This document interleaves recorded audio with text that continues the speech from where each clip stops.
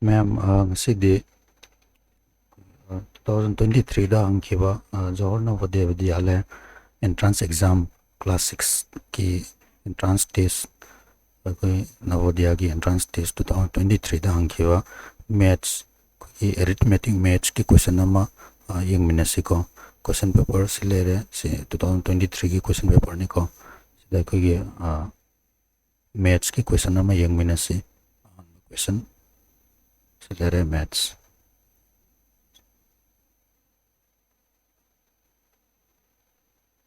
silere ko maths arithmetic arse arithmetic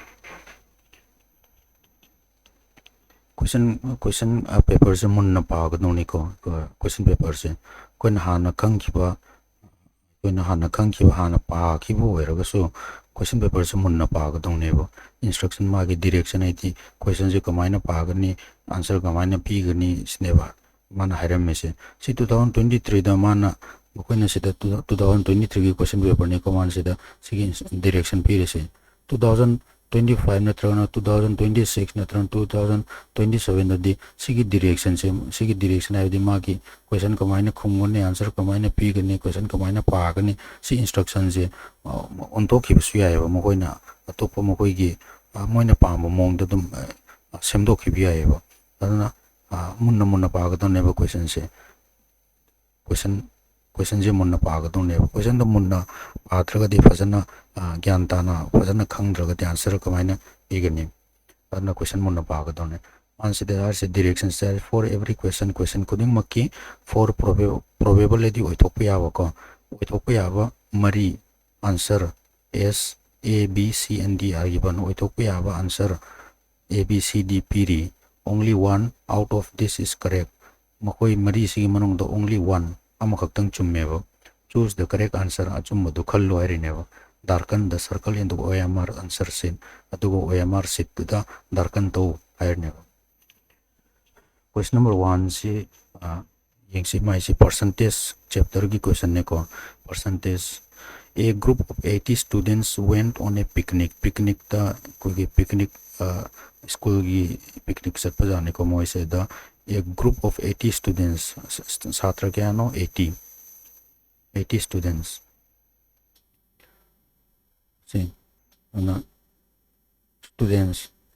total number of students क्या no 80 20% of students are girls माना से 80 से दा 20% से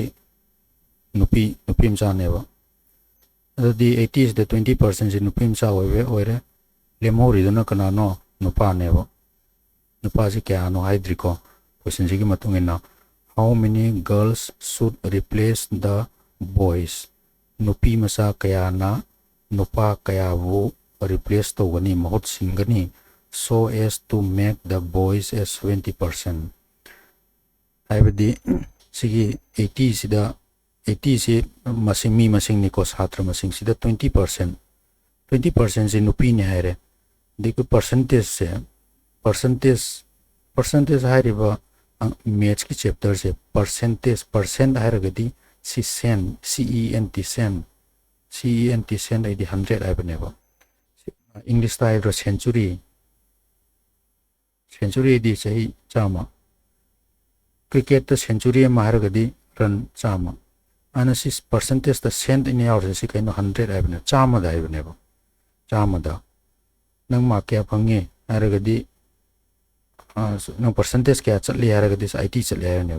IT chatli du kaino mark tu kya no ma si chama da 80 phangi ari ne adune 80% arse 80%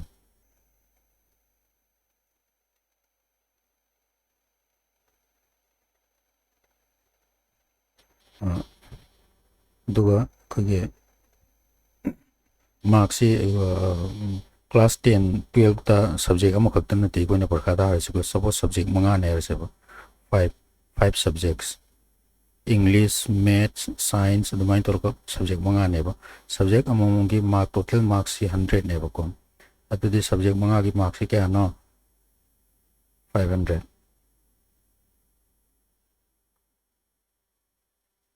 total marks kya no 500 500 sida aikoina class 10 gi result ai dok matam sida 500 sida suppose 400 phangya ba ko aigi marks si punna ma kya phangba 400 total marks na kya no 500 chama da kya tare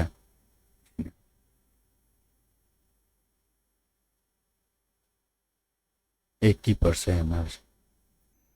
ana sida aikoina ai dur se mina asnang mark kya phangi hairagadi ai mark summary phangi ko mina ngon da kan ne ba nang percentage pc kya satli hairagadi 80% satleba 80 pc 80 pc hairagadi ai chamada 80 phange ari punna mark 500 ne sida kya no 400 phange 80 PCR ji kaino chamada neba 80 percentage ar neba percentage di chamada 80 chale ari ne 80 phange ari neba ne 80 si kamain la ino sida si yaw jo 80 si kamain la ino ai punna mark phangbudo kya no 400 kya gi manung da no 500 ki manung da changwa gi manung da ai 400 phange chamada di kya phangani chamada percentage chamada do da taraga si sumana si ne si gi mai katana rasu yare 5 20 the 4 ga 20 ga puri na kya tare 80 anai percentage kya challe 80% the percentage are is 100 gi hen bi aro eba 100 chamada ne ba kone normal ko koina khanga dose percentage 70% haraga di kya no ma chamada 70 hari ne ba 30% asi kai no chamada 30% hari ne ba ana percentage hari si kai no chamada ana aina sida haining isna maing sai sida nupi mcha si mana 20% hai reba chamada 20% nupi ne hai reba chamada kunji nupi wai re tudi lemhori du kya no 80% si nupa wai dur ne ba sige 80 plus 20 kya tare chama 100% si mathaki 80 si di percent natte masing du ne punna nupi kya no nupa ga nupi ga punna kya no 80 hai bne makha da piris na sina percentage da ne ba chamada kun nupi chamada 80 nupa ana si 20% chamada masi kun nai bne ba asida pyramid di kya no punna 80 ne ba 80 de ki kya no kya ta ne ji kamaina si khangani 20% di per cent chamada kun punna kya no koi punna satra kya no 80 to 16 nupi masa se tra truk ne kang ne ko mokai yang se sida question de yoram me se satra nupi ga nupa ga pullaga punna angang 80 ni 80 sida 20% nupi masani 8 lemhori ba 80% na boys nupa masani question da di 20% kaktani ko pyramid se question da 20% kaktani pyramid se sige 20% se kaktani pyramid se 20% se kaktani pyramid se question da 20% se kanano nupi ne a 20% ai be di percent chamada kunji nupi ne ba adu din nupi kun si chama jida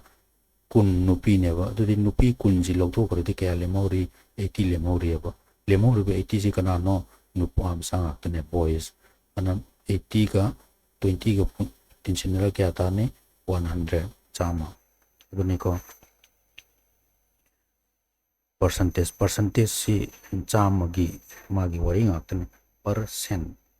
cent idi chama da ana question da hai se how many girls should replace the boys nupi macha kayana replace idi mahut sinba nupa macha kaya bu mahut sindo kani so as to make the boys as 70% sida nupa macha si 80% नेब असिदा नुपा म question ना है कहीं नुपा मचा से सिदा यावरमेब 80% से हजिक 70% ओहनदोरीनेब अदुइब तारगदी सोमदे नुपी मचा कया लागा नुपा मचा सिलो कांद माइसे 70% तागदगी अदुने मा नांगिसिको question नांगिसे how many girls see 80% degi 70% 80 degi 70 adudi sidi mi masing handare nupa macha je handarak tori nebo 80 degi 70 80 degi 70 si handare iniko habidi nupa macha khara lokthokraga nupi macha khara sanga kadori nebo nupa macha khara lokthokraga nupi macha khara sanga kadori nebo adune mana sida question dang is how many girls should replace nupi macha kaya na mout sindokani the boys nupa macha kaya na nupa macha kaya bu mohut singani kai tanaba nupa macha gi saruktu 70% tanaba habidi nupa macha singdu 80 hana lermi by 80% degi 70% ulakador neba mi khara lokthok tori neba mi khara lokthok tori si kaino nupa macha khara lokthok tori neba nupa macha kaya lokthokani ante lokthok riba nupa macha manga loktu ekala seba somdegi nupi macha manga neba changkador se marande punna magi punna satra di 80 neba 80 si hen basi ade ta basi ade ba question ji matung ina ko anna nupa macha si 80 ni ko hojik 70 oira kadur neba adudi nupa macha si kaigoma for example nupa macha si manga lokthok pa taragadi nupi macha manga replace to godong neba nupi macha manga samgadong neba adune man hangisi nupa macha kaya na nupa macha kaya bu replace to gani hangineba ana sida yengsi ko sida amaka question se amaka I okay sida a group of 80 students punna 80 students 20% of the students sige 20%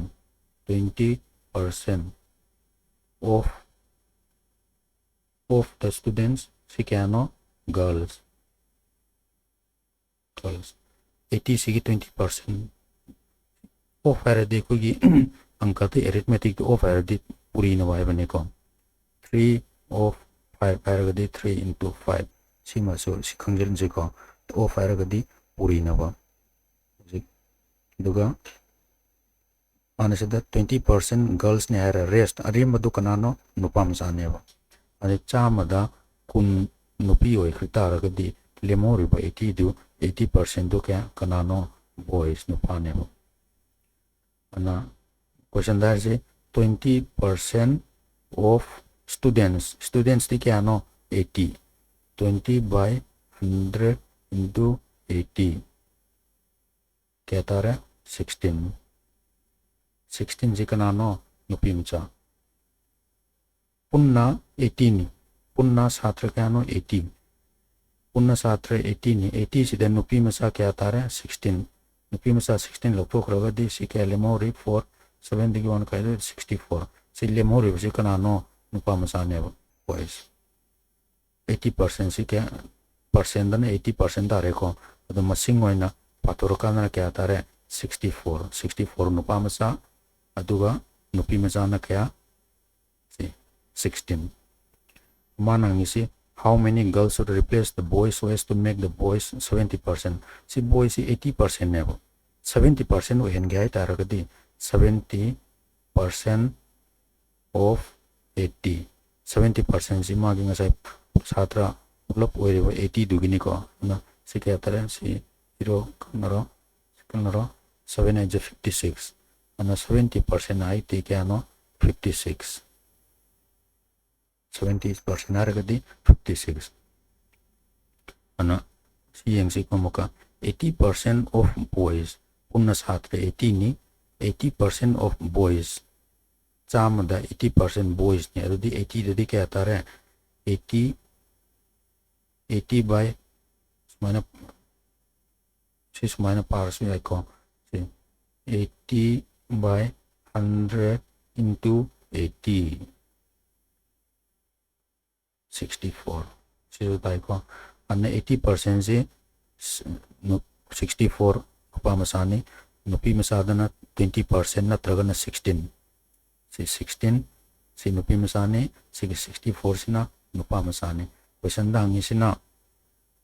nupa masa kaya replace to ganeva nupi na nupa sing ko replace to durse how many girls should replace the boys nupa masa kaya wo replace mohut sindo kani kanana no mohut sindo se nupi masa everything nupa kra lokthok turi neva 70 pa hana 80% oibdo hana side 80% oirise 70% oiduri neva everything nupa gi masing se 100 turi neva 100 pa di lokthok turi neva adudi lokthok rido mi anga nupa kaya lokthok turi neva nupa manga lokthok patara gati nupi manga sangduribo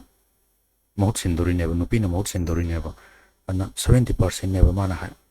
nupa si kya no mana nupa si 80% degi 70% ohenduri neva 70% degi kya no 56 80% degi kya no 64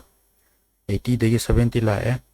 100 ni ko asom da yung 64 hana nupa amsa 64 oirambado hojik nupa amsa kya oirani 56 oirani 100 neva adi kya no mana 100 kya no 100 se si khaido no kya no mana 100 se 6 7 8 9 10 6 7 8 9 10 11 12 13 14 8 di 8 later legacy pamasa nipan neva 100 ko dorse hana 64 lerambane hojik na 56 neva 56 si kya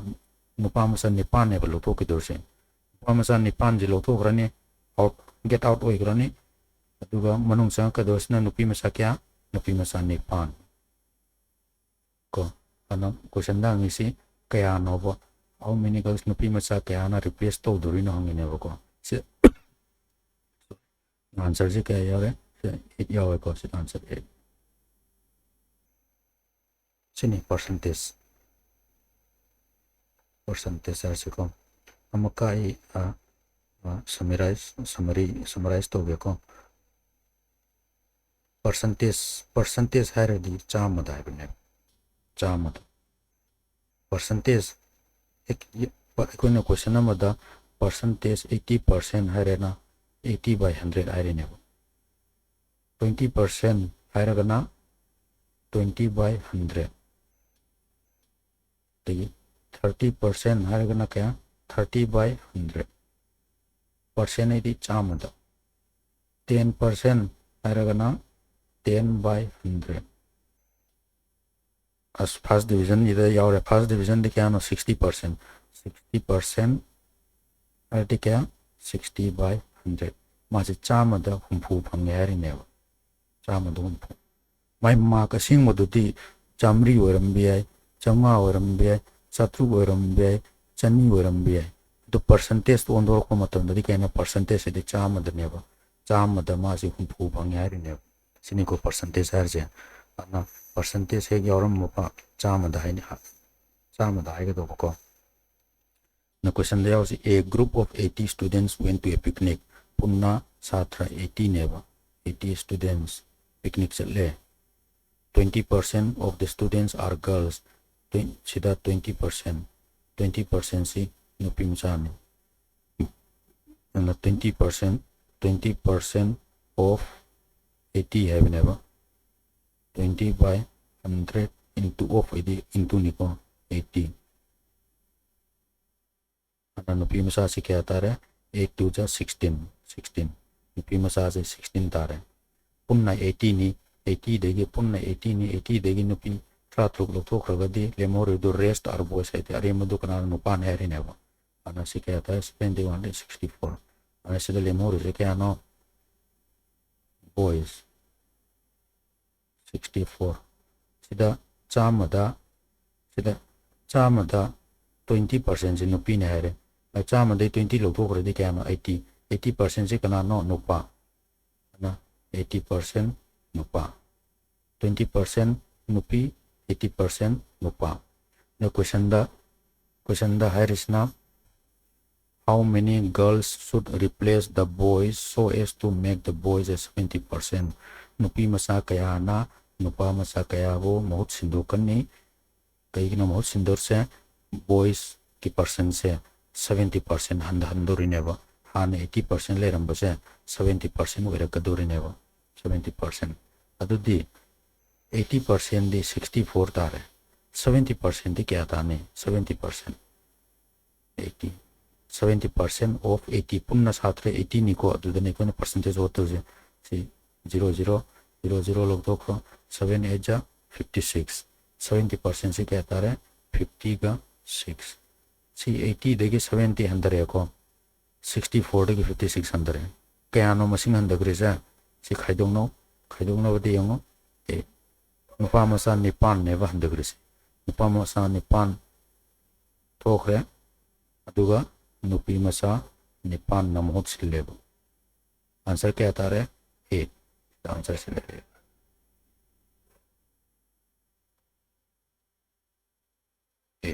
चलिए